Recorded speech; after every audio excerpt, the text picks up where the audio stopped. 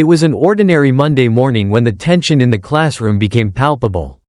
The air was thick with anticipation as the students filed in, the dull hum of chatter filling the room. Mrs. Reynolds, the history teacher, was preparing for a lesson that had already been planned out meticulously. But what she didn't expect was that today's lesson would spiral into a confrontation that would leave the entire class on edge.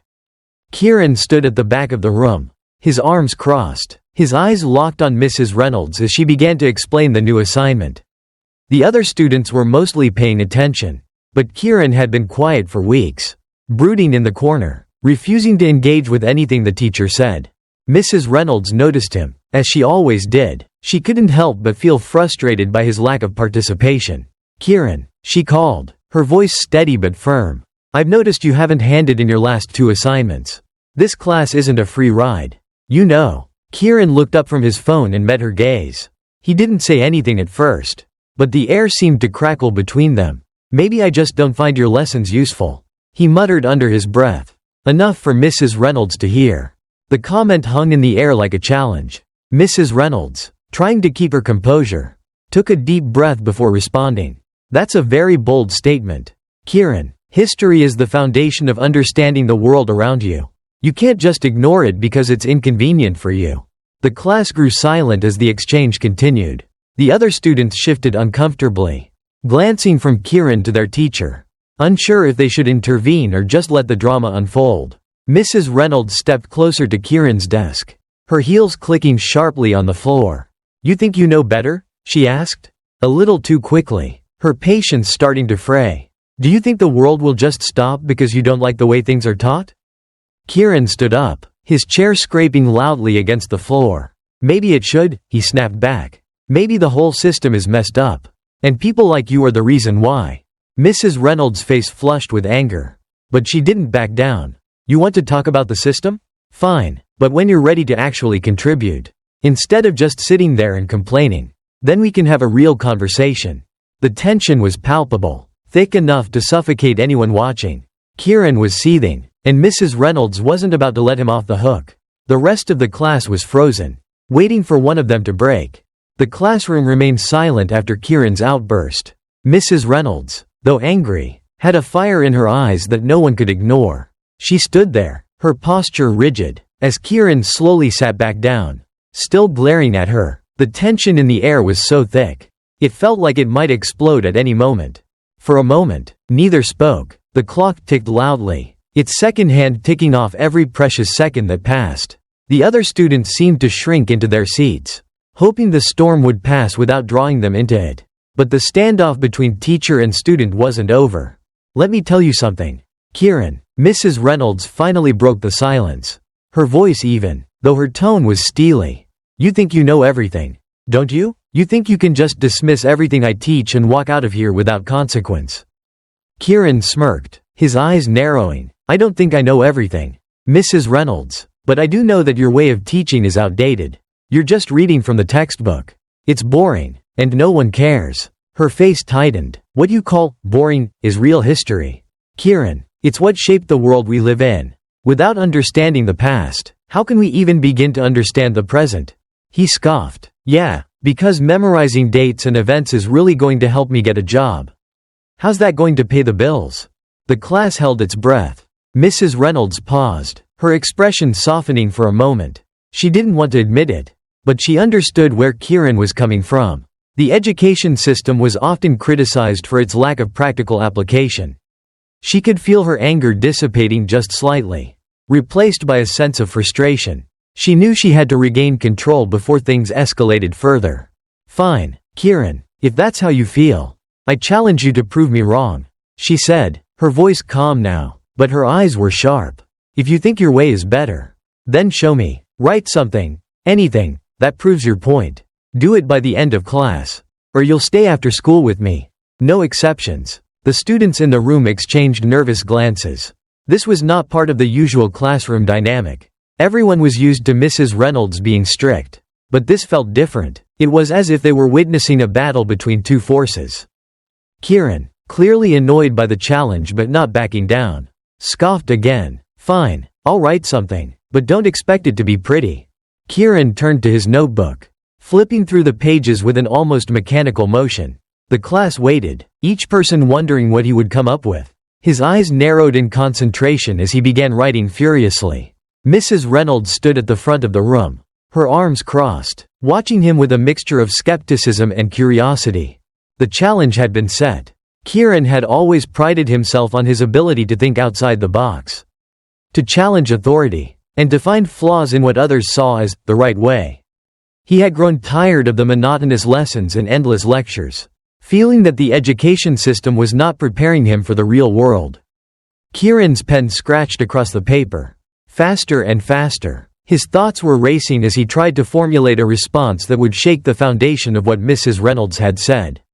He wasn't just writing an essay for a grade, he was preparing a statement. A manifesto of sorts, aimed at proving that he had a better understanding of the world than his teacher ever could. As the minutes passed, Kieran could feel the pressure building. The clock on the wall seemed to tick louder with each passing second. Mrs. Reynolds stood silently, occasionally glancing at him. She could see the determination in his posture. And despite herself, she felt a bit impressed. She had never seen Kieran this focused before. And it made her wonder if maybe, just maybe, he had a point. At the same time, she couldn't let him get away with thinking that simply defying her would be enough. She had spent years teaching, perfecting her methods, and she believed deeply in the value of what she taught. If Kieran thought he could just dismiss everything she had worked for with a few pages of hastily written words, she would make sure he understood the importance of hard work and discipline. Kieran looked up at the clock. There were only 15 minutes left in the class. He was nearly done, but the weight of his words felt heavier than ever. He had to make sure that what he wrote would leave an impact. He needed to prove that his way was better, more relevant, more practical. Finally, the bell rang, signaling the end of the class. Kieran's heart raced as he stood up. His papers in hand, he glanced at Mrs. Reynolds, who was still standing at the front of the room, waiting. There was no turning back now. The classroom was silent as Kieran slowly approached the front of the room. Clutching his papers tightly, his heart was racing, but there was a calm determination in his steps. He could feel the eyes of his classmates on him, all waiting to see what would happen next. Mrs. Reynolds stood motionless at the front, her arms still crossed, her expression unreadable. Kieran reached the desk, his breath steady but his mind still spinning. He placed his papers on the desk in front of Mrs. Reynolds with a deliberate, almost theatrical movement. The room seemed to hold its breath. And for a moment, there was an eerie stillness. Mrs. Reynolds glanced down at the papers, then back up at Kieran. "What is this, Kieran?" she asked, her voice cold and composed. "This," Kieran said, his voice steady but filled with defiance, "is the truth." He leaned forward, his eyes never leaving hers. "This system, this curriculum, it doesn't prepare us for the real world. It's just a bunch of useless information, shoved down our throats. We're not being taught how to think, how to solve problems, how to deal with real-life situations." The words hung in the air. And for a brief moment, Mrs. Reynolds couldn't speak. She had heard students complain before, but never with such intensity, never with this much conviction. There was a fire in Kieran's eyes that she couldn't ignore. "I've spent years learning from the textbooks, memorizing facts, regurgitating answers, but none of it matters." Kieran continued, "What good is it if we can't apply it? If we can't use what we're learning to actually change something? To make a difference?" Mrs. Reynolds opened her mouth, but no words came out at first. She was caught off guard by the force of Kieran's argument. This wasn't just a student trying to get out of doing his work. It was a challenge to everything she had built her career on. Finally, she spoke, her voice tinged with disbelief. "You think you can change the system, Kieran? That's a bold claim for someone who can barely keep his grades up." Kieran didn't flinch. He stood taller, his eyes locked on hers with a mixture of frustration and resolve. "I don't need to be perfect. I need to be able to think for myself. And that's something this school doesn't teach us." There was a heavy silence as the tension in the room built. Mrs. Reynolds' gaze never wavered, but she knew Kieran had hit a nerve. She had always prided herself on her methodical approach to teaching, on the structure she provided to her students. But Kieran was right about one thing: the world was changing. And perhaps the way they were being taught needed to change as well. The room was thick with tension. Kieran could feel the weight of every student's gaze on him. each one wondering what would happen next. Mrs. Reynolds stood still, her arms still crossed, her expression unreadable. The silence was deafening, and it felt like an eternity before either of them spoke again. Finally, Mrs. Reynolds spoke, her voice more controlled now, but still tinged with skepticism. "You seem to think you have all the answers, Kieran," she said, her eyes narrowing slightly. "But let's be honest here. You're not even keeping up with your assignments, let alone challenging the system." Kieran didn't flinch. He met her gaze head on. "Maybe I'm not keeping up with your assignments, but I'm keeping up with what matters. The world outside these walls doesn't care about memorizing dates or formulas. It's about problem solving, critical thinking, and creativity." Mrs. Reynolds scoffed, her eyebrows raising in disbelief. "And you think you're the only one who gets that? You're just one student. What makes you think you're qualified to challenge the entire educational system?" Kieran leaned forward slightly, his voice calm but full of conviction. "I may just be one student, but I'm not the only one who feels this way. Every day, I see my peers struggling, bored, and disengaged. We're taught to follow instructions, to fit into a mold, but no one teaches us how to think for ourselves, how to face real-world challenges." There was a brief pause as Mrs. Reynolds processed Kieran's words. She knew he was right, at least in part. The education system wasn't perfect, but she had always believed that the structure, the rules, were what kept it from falling apart. "I understand what you're saying, Kieran," she said slowly, "but you're wrong to think that throwing out the curriculum is the answer. You can't just ignore the fundamentals." Kieran took a deep breath. "I'm not asking to throw everything out. I'm asking for a balance. A system that teaches us how to think critically and creatively, not just memorize facts." For a moment, Mrs. Reynolds said nothing. She could tell that Kieran wasn't going to back down, and that realization hit her harder than she expected. There was something about the way he spoke that made her rethink everything she had ever known about teaching.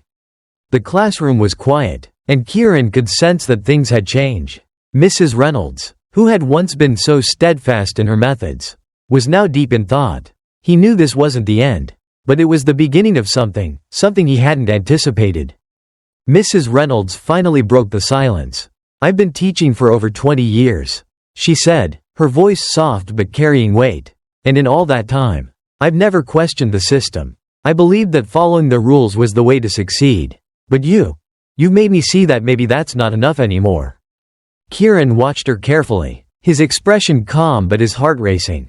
"I didn't mean to make you question everything," he said, his tone gentle. "I just want to show that there's another way. A way that doesn't just prepare us for exams, but prepares us for life." Mrs. Reynolds nodded slowly. "I can see that now," she admitted, "but it's not easy to change everything we've known. Kieran, the system is built on structure, on tests and grades. It's hard to break away from that." Kieran took a step closer to her, his voice filled with understanding. "I get it, I do, but we can still hold on to the important things, like critical thinking, creativity, and passion for learning. We can adapt, even if it's difficult. It starts with just one step." There was a long pause, and for the first time in the entire conversation, Mrs. Reynolds smiled. It wasn't a triumphant smile, but a soft, genuine one that acknowledged the possibility of change. "You're right," she said, her eyes now filled with something Kieran hadn't expected, hope. "Maybe it's time for me to rethink how I teach." The bell rang, signaling the end of class, but neither of them moved. Kieran could feel the shift, the moment when something had clicked into place. He didn't know what the future would hold, but he knew this was a beginning, not just for him, but for everyone in that room. As the students started to file out, Mrs. Reynolds looked at Kieran one last time. "We'll have to talk more about this, Kieran, but for now, thank you for making me see something new." Kieran smiled back. "Thank you for listening." The next day, Kieran walked into the classroom with a feeling of curiosity in the air. Mrs. Reynolds, the history teacher, had been changing her approach to teaching lately, and the students could feel it. Today, she promised to shake things up even more. Kieran wasn't sure what to expect, but he was eager to see how it would unfold. The bell rang, and Mrs. Reynolds stood at the front of the class with a confident smile. "All right, everyone," she said, clapping her hands. "Today, we're going to try something different.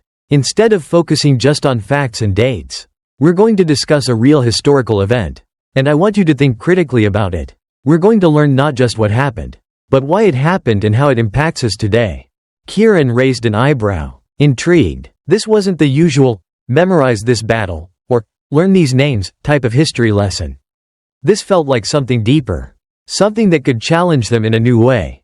Mrs. Reynolds continued, I want each of you to choose a historical event, something that's shaped the world, and tell us why it still matters today.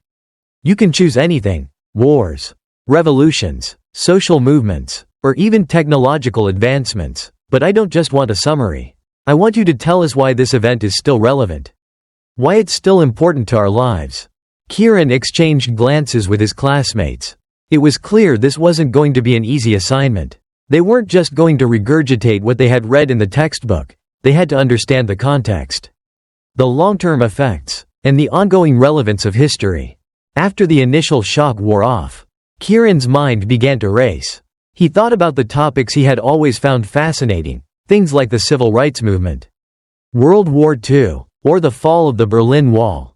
These events had shaped the world in ways that were still felt today. But which one should he choose? The possibilities seemed endless. Mrs. Reynolds walked around the classroom, checking in with each group. She stopped at Kieran's desk and gave him a look of encouragement. Have you decided what event you'll focus on? Kieran hesitated for a moment before speaking. I'm thinking about the fall of the Berlin Wall. It had such a huge impact on the world and still resonates today. The idea of divided nations and the struggle for freedom seems more relevant than ever.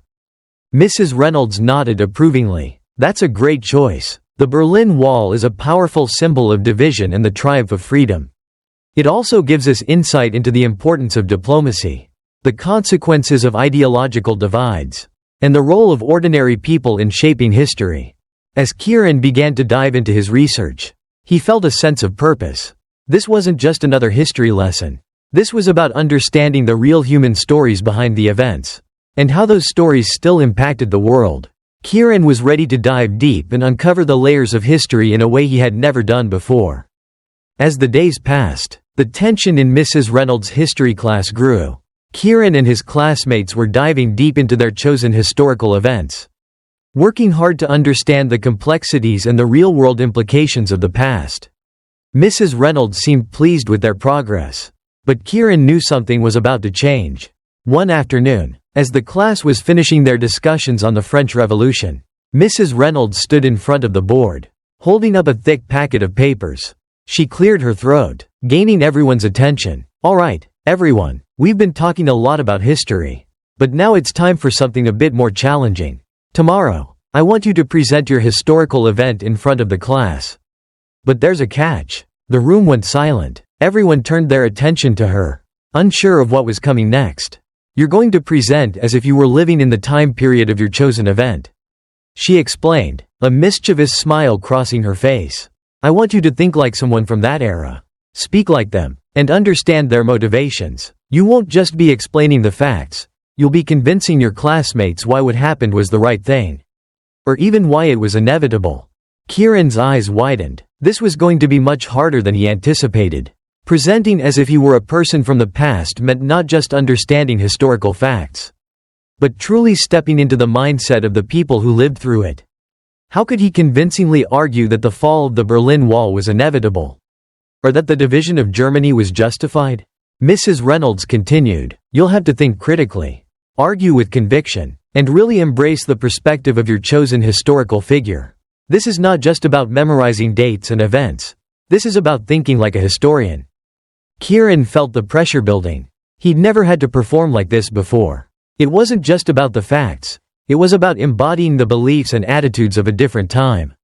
The challenge was real, and Kieran knew that he would have to dig deeper than he ever had before. The next day, the classroom was filled with curious faces, all aware that something significant had happened the day before. The atmosphere was tense as usual when Miss Rosaline entered. But unlike before, today she didn't appear strict or arrogant. Her gaze showed determination and, perhaps, a touch of empathy. She walked up to the podium, scanned the room, and began speaking calmly. Yesterday, I let my personal emotions take over my thinking, and I realized that not all of us see the world the same way. Not everyone has to agree with everything I say, but I also don't have the right to dismiss your contributions just because of differing opinions. That is not the kind of education I want to provide."